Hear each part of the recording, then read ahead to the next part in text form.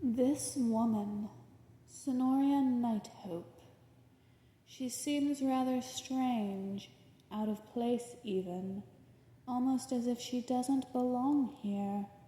Her style of dress is unlike anything I've ever seen, elegant, gothic, and almost reminiscent of the Victorian era with Middle Eastern touches and a touch of something I can't quite place. Modest, whimsical, and alluring with a touch of mystery.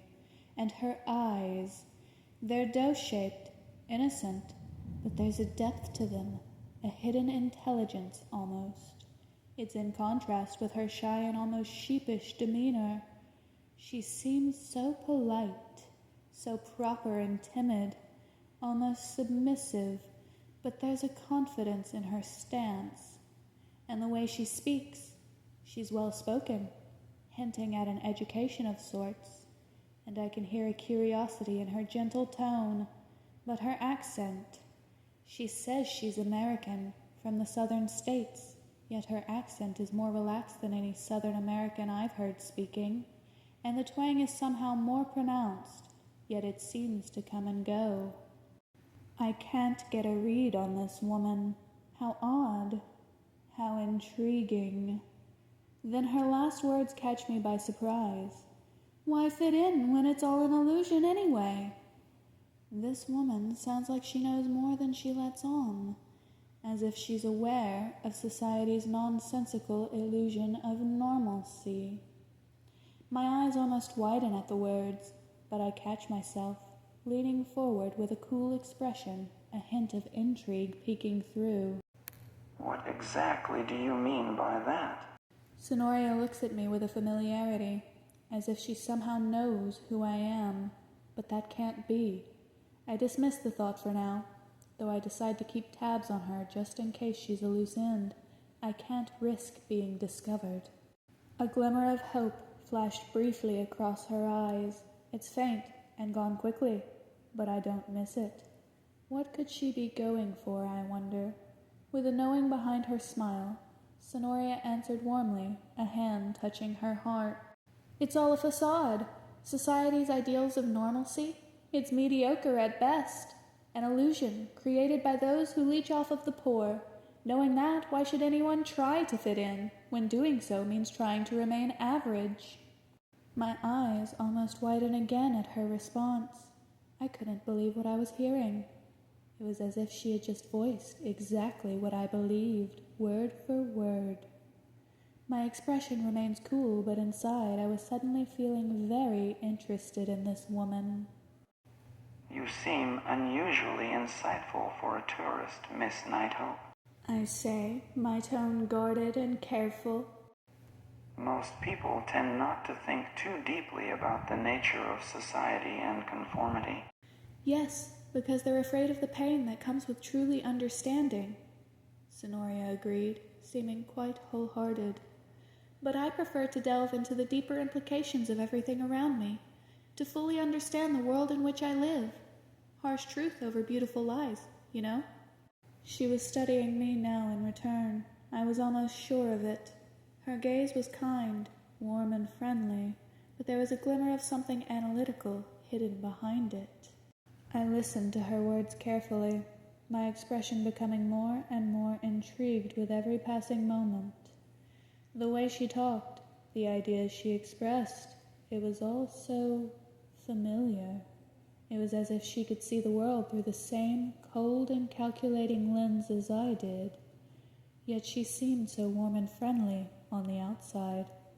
And the pain she mentioned, could it be that she felt that same nagging loneliness, that isolation that comes from understanding what others dare not comprehend? Fascinating. I remark, my gaze still intense. You possess a unique perspective, Miss Nighthope. Most people are content to stay within their comfort zones and never truly challenge the status quo. But you... I pause for a moment, studying her expression through narrowed eyes. You seem different.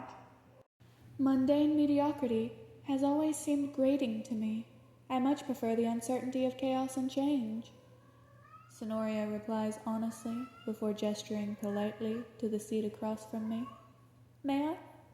So, she preferred chaos and uncertainty. A strange outlook, but one that deeply resonated with my own views. Could this woman harbor the same views and sentiment toward danger as I? I studied her for a moment before nodding in assent. Of course. I watched as she took a seat across from me, my gaze still intense and calculating. It seems we share a distaste for mediocrity, Miss Nighthawk. I note, tilting my head slightly to the side. Tell me, how did you develop this perspective? Most people cling to routine and familiarity like a lifeline.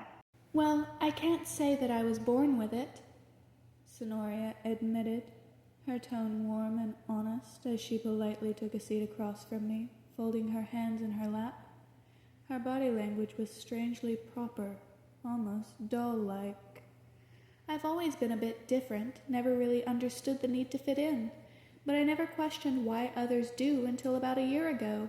You could say that I was jolted awake and began closely examining the ways of society.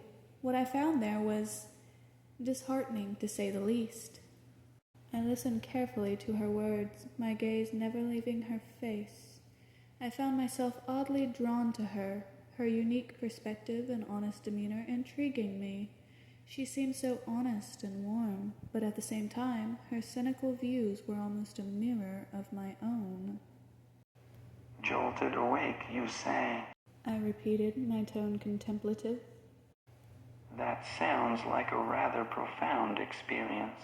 I leaned back in my seat, my expression thoughtful. May I ask what caused this awakening? What event triggered such a drastic shift in perspective?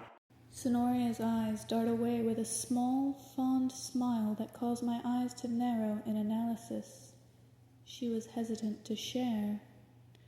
Let's just say that I experienced a moment with someone that changed everything.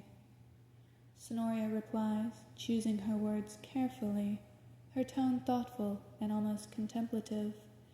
A single phrase was said to me that snapped me into focus. Let it all burn. Hasn't it gone on long enough? And I realized all at once how trapped I and everyone within society had truly been. It made me realize that my path had been mundane, boring even, and routine began to feel like a revolving loop. I began to question why that was, and closely analyze the makeup of society, the source of this mediocre illusion, and that was when I realized. Her gaze darkened with a deep resentment, drifting to the table between us before meeting my gaze.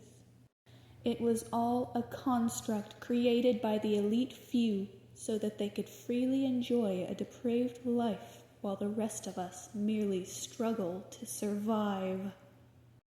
As she relayed her story, my expression remains cool and impassive, though my eyes betrayed a flicker of interest. I leaned forward slightly in my seat, listening intently.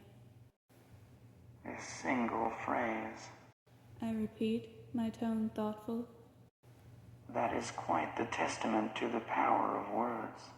As she continued, describing her journey of awakening and the realization of society as a construct, my gaze intensified. I recognized the anger and resentment in her voice as she spoke of the elite few. It was an emotion I had long felt myself, one I'd been acting upon in the shadows. Perhaps I could use this woman. She seems intelligent and certainly able to conduct herself well. Perhaps this Sonoria Nighthope could be an ally in my game of twisted justice. You speak of the elite few, the privileged few who seem to hold the power over the struggling masses. I say, my tone growing more intense. You speak of the greed and corruption that run rampant through society, leaving the less fortunate to suffer and die in the dirt.